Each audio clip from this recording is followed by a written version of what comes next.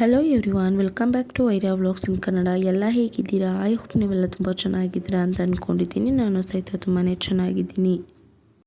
Big boss season 11 ದಿನದಿಂದ ದಿನಕ್ಕೆ ಕುತೂಹಲಕಾರಿಯಾಗ್ತಿದೆ. Lawyer Jagadish ಹೊರಗೆ ಎಷ್ಟು ರೆಬಲ್ ಆಗಿದ್ದರೂ ಅಷ್ಟೇ ಅಗ್ರಿಮೆನ್ ಆಗಿ ದೊಡ್ಡ ಮನೆಯಲ್ಲಿ ನಡೆದುಕೊಳ್ತಿದ್ದಾರೆ.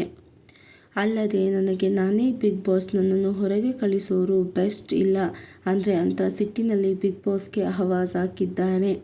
ಇತ್ತೀಚೆಗೆ ಮನೆ ಮಂದಿ ಜೊತೆ ಜಗಳಕ್ಕೆ ಬಿದ್ದ ವಕೀಲ, ನಾನು ಮನಸ್ಸು ಮಾಡಿದರೆ ನಿಮಗೆಲ್ಲ ಹೆಲಿಕಾಪ್ಟರ್ನಲ್ಲಿ ಊಟ ತರಿಸ್ತೀನಿ, ನನಗೆ ನಾನೇ ಬಿಗ್ ಬಾಸ್ ಅಂತ ಕೊಚ್ಚಿಕೊಂಡಿದ್ದಾರೆ.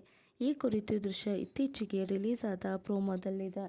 ಕ್ಯಾಮರಾಗೆ ಮುಂದೆ ಬಂದ ಲಾಯರ್, ನನಗೆ ಇಲ್ಲಿ ಇರಲು ಇಷ್ಟವಿಲ್ಲ, ನನಗೆ ಹೊರಗೆ ಕಳುಹಿಸಿ, ಇಲ್ಲದಿದ್ದರೆ ಒಳಗಡೆ ಏನೆಲ್ಲ ಮಾಫಿಯಾ ನಡೆಸ್ತಿದ್ದೀರಿ ಎಲ್ಲವೂ ಎಕ್ಸ್ಪೋಸ್ ಮಾಡ್ತೇನೆ, ನಾನು ಸರ್ಕಾರವನ್ನೇ ಅಲುಗಾಡಿಸುವ ವ್ಯಕ್ತಿ ಅಂತ ಆವಾಜ್ ಹಾಕಿದ್ದಾರೆ.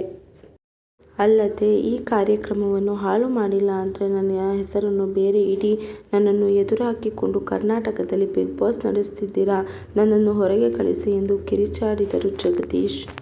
ಇನ್ನು ಲಾಯರ್ ಜಗದೀಶ್ ಅವರ ಅತಿಯಾದ ವರ್ತನೆ ನೋಡುಗರಿಗೆ ಬೇಸರ ತರಿಸಿದೆ. ಸೋಷಿಯಲ್ ಮೀಡಿಯಾದಲ್ಲಿ ಜಗದೀಶ್ ವಿರುದ್ಧ ನೆಟ್ಟಿಗರು ಕಾಮೆಂಟ್ ಮಾಡ್ತಿದ್ದಾರೆ.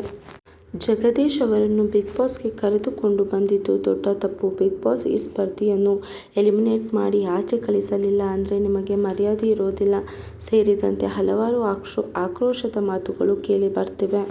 ಇದರ ನಡುವೆ ಈ ವೀಕೆಂಡ್ನಲ್ಲಿ ಕಿಚ್ಚ ಸುದೀಪ್ ಮತ್ತು ವಕೀಲ ಜಗದೀಶ್ ನಡುವೆ ಮಾತಿನ ಚಕಮಕಿ ನಡೆಯುವ ಸಾಧ್ಯತೆ ಹೆಚ್ಚಿದೆ. ಕಿಚ್ಚನ ತಲೆ ಕೆಟ್ಟರೆ ಲಾಯರ್ ಲಗೇಜ್ ಸಮೇತ ಮನೆಗೆ ಹೋಗಬೇಕಾಗುತ್ತದೆ.